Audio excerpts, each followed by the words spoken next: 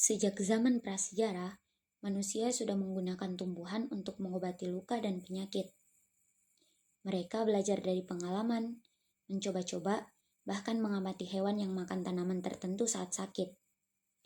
Di Mesir kuno, ada catatan kuno bernama Papyrus Ebers yang ditulis sekitar 1500 tahun sebelum Masehi.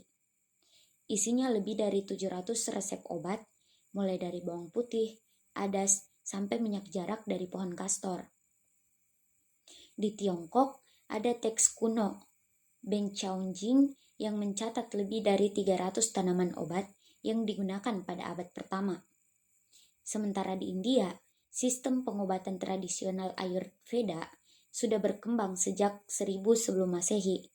Mereka menggunakan tanaman seperti kunyit, jahe, ashwagandha, dan masih banyak lagi.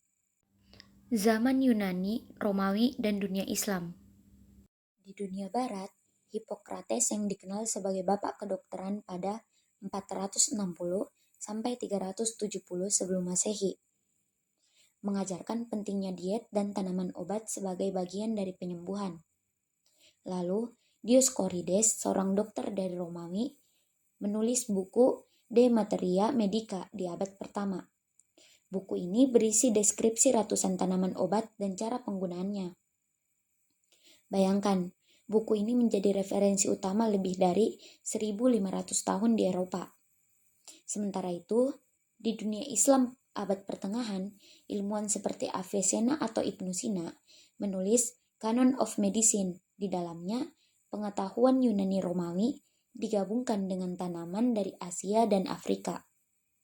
Ilmu botani farmasi berkembang pesat pada saat itu, terutama di kota-kota ilmu seperti Baghdad, Kairo, dan Damaskus. Pada abad pertengahan Eropa. Pada abad pertengahan, biara-biara di Eropa menjadi pusat budidaya tanaman obat. Para biksu menulis buku herbarium seperti Physica, karya Hildegard of Bingen yang mencatat manfaat-manfaat tanaman lokal. Mereka juga menanam kebun obat yang disebut Hortus Medicus, yang isinya tanaman seperti lavender untuk menenangkan, sage untuk pencernaan, dan mint untuk mengatasi sakit perut. Walaupun ilmu medis saat itu masih bercampur dengan kepercayaan dan tahayul, namun tradisi botani farmasi tetap bertahan. Zaman Renaissance dan Revolusi Ilmiah. Memasuki abad ke-16, muncul tokoh-tokoh herbalis besar seperti Leon Harvard yang menulis The Historia Stirpium, buku yang memuat gambar tanaman yang lebih akurat. Di Inggris, John Gerard menerbitkan Herbal pada tahun 1597. Pada masa ini, ilmu botani mulai dipelajari secara ilmiah.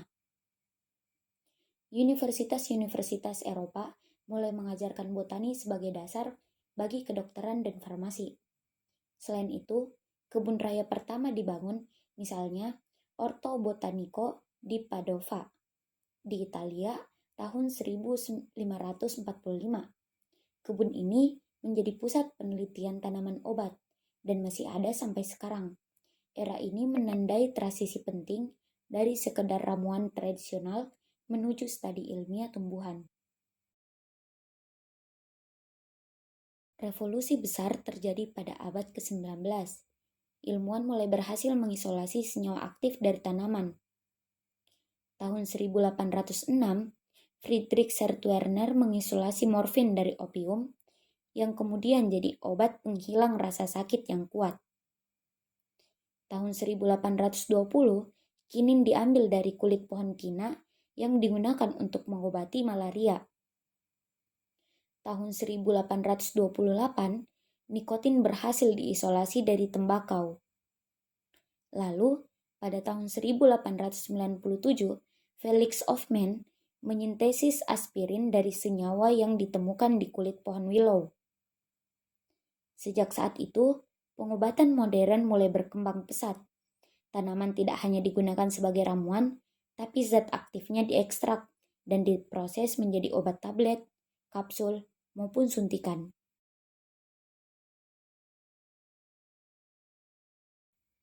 Sampai sekarang, Botani farmasi tetap penting. Banyak obat modern yang asalnya dari tumbuhan. Contohnya, pelik teksil yang diambil dari pohon Pacific Yew untuk mengobati kanker. Atau artemisinin dari tanaman Artemisia yang jadi obat utama malaria. Penelitian terus dilakukan, termasuk dari tanaman-tanaman Indonesia seperti sambiloto, meniran, dan pegagan yang punya potensi besar sebagai obat herbal maupun modern. Botani farmasi juga mendukung pengembangan obat baru di masa depan, terutama dengan ancaman penyakit-penyakit baru. Jadi, sejarah botani farmasi mencerminkan perjalanan panjang manusia dalam memanfaatkan tumbuhan untuk kesehatan dari zaman prasejarah, peradaban kuno, hingga revolusi modern. Tanaman tetap menjadi sumber obat yang berharga. Terima kasih sudah menonton video ini. Semoga bermanfaat.